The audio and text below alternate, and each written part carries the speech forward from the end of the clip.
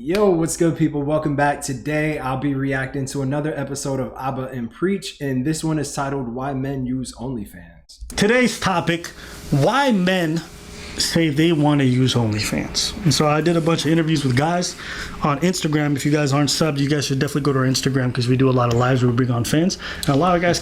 If I had to guess, I would say loneliness is certainly one of them. 2 would be they aren't necessarily confident in their ability to attract women. 3, they don't have the best social skills, perhaps don't work to improve them. 4, as a release valve, for pressure. When we're feeling real stressed out, we have deep-seated trauma that we don't want to come to terms with, or that hurts too much for us to face. We need that escape. We need that release. So I think escapism is part of it. And the 5th, I would say, is our need for pleasure. I mean, it doesn't get more complicated than that. It gets much more complicated, but as far as the pleasure part, it is pleasurable. It is pleasurable. You release that dopamine. Came on in the middle why they use it. Yes, sir. So what did you want to say about this topic? Actually, I have to blame you and Preach for this one.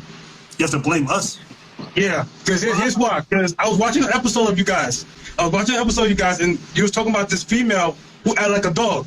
The people that you're like, oh, she probably have an OnlyFans. I was gonna like, yo, how's it their fault? But when he said that was pretty specific. I was like, how is this dude gonna find a way to blame Abba and Preach? So I had to do it. No.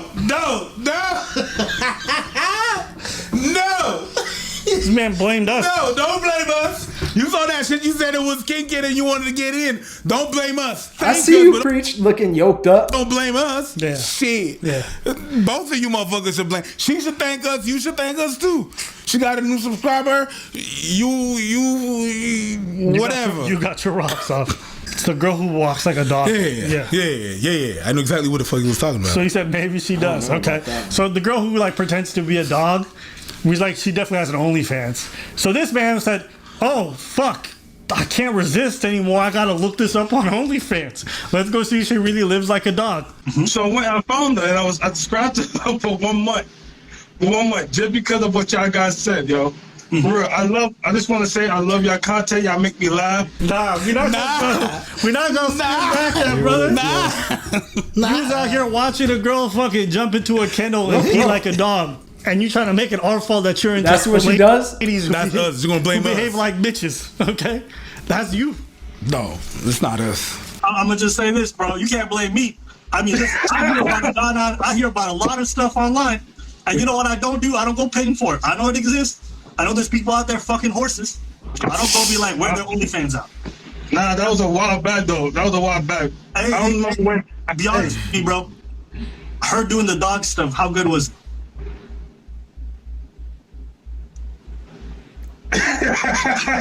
He was like, it was worth it. It was worth the money. Yeah. Yeah,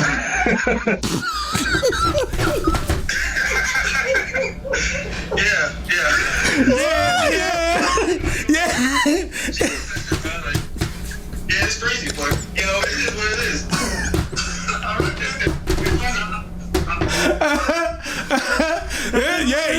Yeah. He looked at me, he's like, do I admit to this? How good was it? Hey, okay. Yeah. So, what's your thoughts? I forgot about that last part. That's good. All right. That's good. So, All right, what's up? What's going on? Yeah, man, I called in before. Yeah, me and my wife use it to find other people for our That's interests. interesting. So I mean, that's So you like you'll hit up people who are on OnlyFans that you guys think are attractive, Like swingers? and then try to involve them. Okay. I respect that. Yeah. His Collaborative honesty and effort. shit. yeah, I respect this that. was my first call of the day. So, yeah, there you go. Okay. Is it effective? very and safe. Okay, go on. You have my attention. I'm listening. It's verified. I mean, a lot of these other It websites, sounds pricey. with the smaller ones that people make, they make you want to pay for them. Okay. I don't have to pay for it. I could just go on your videos, and if I like you, then I just call you because you're willing to do the video anyways. Oh, so they. But you'll probably still have to pay to actually participate in the video unless that is in the subscription. Like they have tiers, like you can watch, and then the gold tier is you can participate. They get to record it for their content, and you get to introduce somebody new into the building. Works out. And you know what? Listen, you out here rubbing your hands like Birdman. Nobody gonna say nothing to you. I be watching your videos. Yeah. I'm gonna just say this, right? I gotta give it to the man, because everybody who hears about, why would you pay for it? You could just get it online for free, and everyone's looking at this nigga right now like, I ain't mad at it. Yo, this motherfucker's ready. So I do that because so then I don't have to pay for it. Say something. Me, my wife, and say a new woman. Say something. Hey man, if you're that's what I thought. But what about diseases? Listen, these women get tested way more than random hookups on the street. Yep. Okay. Be honest with you, going on Tinder is a much bigger dice roll than going with somebody who actually gets tested all the time. 1, 2. I believe. A lot of times, you hear guys talk about OnlyFans, and they're like, I don't understand why guys would pay fucking simps. Anybody who pays for this is fucking stupid. It's just free online. So instead of just having that kind of rhetoric, I thought it'd be really good to hear from the guys directly why they use it. So the question is, why do you pay for the OnlyFans? Like, I kind of wanted to just let you kind of speak a little bit, then I ask you a couple questions. Okay, sure. So I found it from Reddit for the most part. Like, there's tons of Reddit subreddits of people advertising and stuff like that. I think my initial point of it was trying to get a more personal connection. But when it came down to it, it really wasn't necessarily that. And like I've in and out paid for it. I'm not paying for it currently, but I have before, probably will again. But sometimes the stuff that they offer is a lot more like personalized than standard porn could be, honestly. Right, so you feel like there's a bit more of a connection between you and the person creating the content. That sounds like a recipe for parasocial behavior, though. I did at one time. I don't necessarily think that way now. Did you, throughout your process, did you get these people to do custom content for you? I never did, no. I always kind of felt like that was like one step too far for me personally. I'm not sure.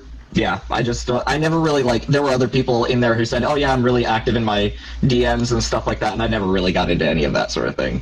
Okay, so can you just take me back to the time when you first initially started? You said something interesting where you felt like you had more connection with the person that you were watching. Can you tell me a bit more about that? Like, why did at that? It's kind of the same way that you would like support a content creator on YouTube or something like that. It's sort of that same thing where it's like you like the work that they're putting in on one platform, and so you decide to follow their Patreon or buy some merch or something like that. Right. So it just felt like you were personally investing in their future and the content they put out. Do you think the sexual nature of it makes it different, though? I wanted to know. Good question. For me personally, it doesn't really feel that way. If I had a friend that I thought was attractive and had an OnlyFans, I'd probably subscribe to theirs. Really? Yeah, I would personally, yeah. That's a good question. That's a great question, because it does. It's like what you said before. The minute we put sex into that thing, that changes everything. Oh, now it's not good. But you got motherfuckers on my Patreon and stuff like that. Because it's SCX, that's a big no, right? But it's content. It's content you're consuming. Yeah, you could. Some of you can go on this page and get it for free. You get the ads, whatever. If you don't want the ads, you get on. You know what I mean? Yeah. Some people go on the Patreon just to get bonus footage, right? So some people like that proximity to their content creators. Now, listen, I want everyone to approach this with a bit more of an open mind, rather than just being like, these guys are simps and all this stuff. Try to do some listening. Try to understand what it comes from. Listen, I'm not trying to say everybody go open up an OnlyFans. I'm encouraging this kind of work. I'm not into it. Never paid for one. It is what it is. But I did want to understand the mindset of people who did, and rather than come at them with animosity and call them simps, let's try to listen and understand. Do you understand? Well, just to kind of support them and whatnot. Yeah. It's just like I would follow my friends' Twitch, watch their streams. I would watch their YouTube videos, stuff like that. Do you support a lot of YouTubers and Patreons and stuff like that? Yeah, I do. I probably have about anywhere. It kind of goes in and out, but $30 to $50 on Patreon a month. So this is really interesting. Nice.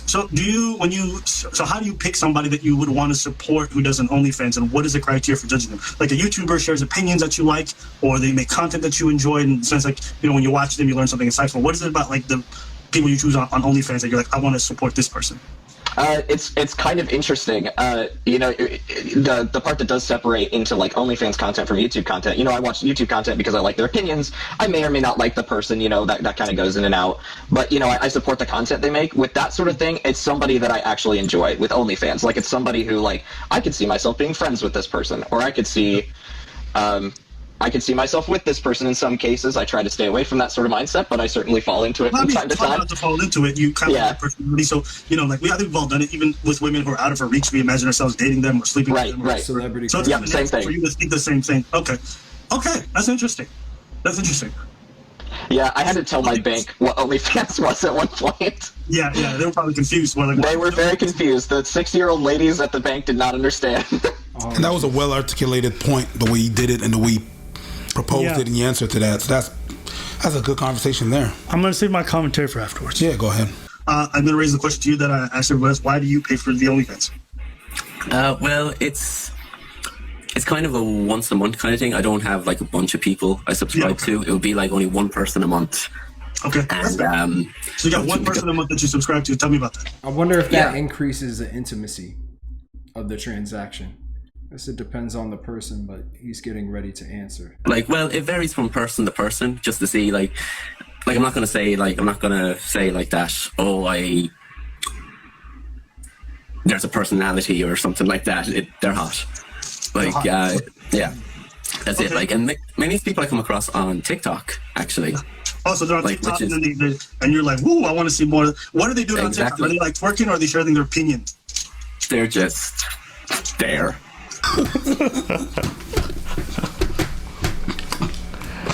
Opinions, intelligence, content. So for him, it's solely transactional. Yeah. I think when it comes to this OnlyFans rise, I think one thing we have to admit to ourselves is a lot of people out here are lonely. A lot of people are seeking connections. Okay, isn't that a website? No, seeking arrangements. Well, they got arrangements, all right. Are you monitoring that arrangement? So you bastard. So, due to that loneliness, I think a lot of people are seeking for that. And you guys might say, go outside, go. A lot of people are indoorsy. They're uncomfortable with the opposite sex. I think this desire to pay for this OnlyFans stuff is just a symptom of that. Because you even heard like some of the guys that came on, and this is a kind of reoccurring theme throughout the whole life, where they were saying essentially like, I liked her, I thought she was cute, I could see myself being friends with her. So they have these like parasocial relationships that are almost closer to intimacy than with other creators, right? So I'm sure people do this with also YouTubers who are females, right? So there's always that relationship that starts to build between people. I've had women do that with me. They like pay for content, try to get closer to me, and like on my other channel, which has way more subscribers.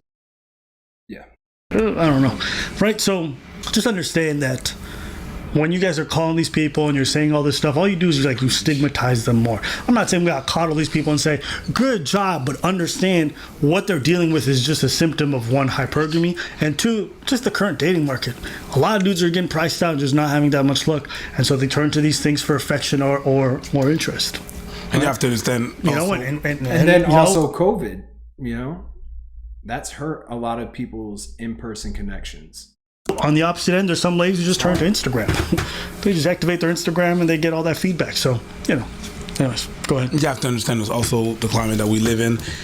There's some people that might not necessarily want to approach other people like that.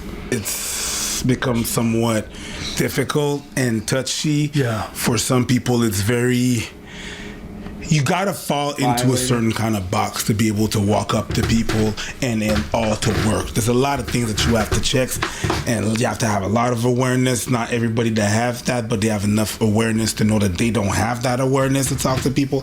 And he's talking about the social skills. Approach people without being seen as creepy or this or that. So it's very convenient. It can be very complicated for people. It can be very... Yeah, it could be complicated. So they just use whatever they got to use with that comment. And then, the COVID, the fact that some of us had curfews and confinement, the anxiety level increased with some people. So just going out there, they feel safe.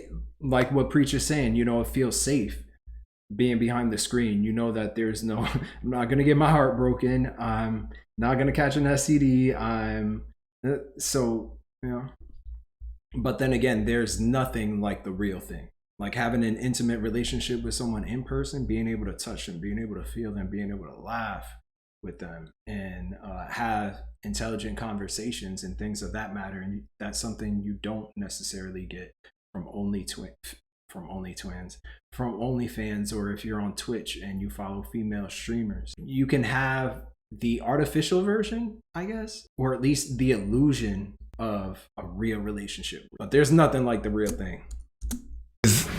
Creates even more anxiety, so of course that doesn't help. Shout out to these guys for coming on, being honest and being forward about this, because I know a lot of people would otherwise shame them for it. Yeah, definitely. And even you could tell they felt a certain sense of shame for what they were doing. So obviously for some folks it's conflicting emotions, but what I would say is another reason why some people do it is maybe what they're into you can't easily find on the internet. And also the fact that it's personalized makes the experience much better. So who am I to tell people that they can't spend $5 a month to get like personal feet pics that they can get off to? You know, that for some people that does it.